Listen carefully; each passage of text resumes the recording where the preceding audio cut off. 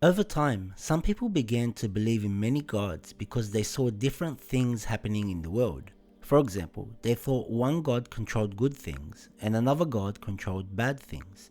This led them to believe there were two separate powers. Some people noticed that the sun, moon, and stars seemed to affect what happened on Earth, so they believed these were like gods over the world. Additionally, people often wanted a god they could see or touch, so they started making idols, statues, or symbols representing their gods. Every tribe or group came up with their own rituals and ways of worship based on their understanding of these idols. Another major reason for the belief in many gods was the ambition and arrogance of powerful leaders. These leaders would use the people's belief in gods to gain more control and power. They even made themselves out to be gods, demanding worship and loyalty. However, the main idea behind polytheism is that different gods control different parts of the world. Interestingly, many people who believed in many gods still believed that one creator existed.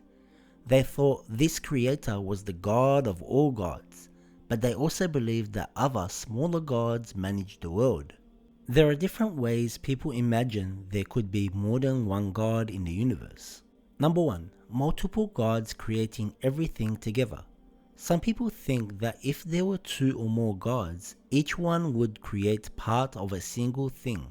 For example, one god might create the sun, and another god might create its light. But if this were true, we'd expect to see different versions of the same thing. What we actually see is that everything in the universe is consistent and unified. The sun is just one sun, shining in one way, not many different versions. This unity in creation points to there being only one creator. 2. Each god creating separate parts of the universe. Another view suggests that different gods are responsible for different parts of the universe. For instance, one god might be in charge of plants, while another god controls animals. However, this would lead to a chaotic world because plants and animals are deeply interconnected. For example, animals rely on plants for food, and plants rely on animals for pollination and spreading seeds. The fact that plants and animals work together in harmony suggests that one god designed and controls the entire system. 3. One god creates, others manage. Some people think that one god created the universe, other gods are responsible for managing it. Like one god created the earth, and other gods are responsible for controlling the weather, seasons, or human lives. However, this idea doesn't work because it suggests that these managing gods have power independent of the creator. But true power and control come from the creator alone, who doesn't share or delegate this power in a way that makes other beings independent.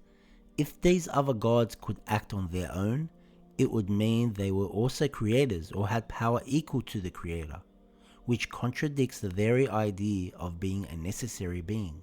In conclusion, the belief in multiple gods often comes from comparing God to physical causes in the world. For example, in the physical world, several people might work together to build a house. But God, who is the cause of existence itself, isn't like these physical causes. Physical causes can be divided and shared among different agents, but the cause that creates existence, God, cannot be divided or shared. If it were, it would lead to an inconsistent reality, which is not what we observe.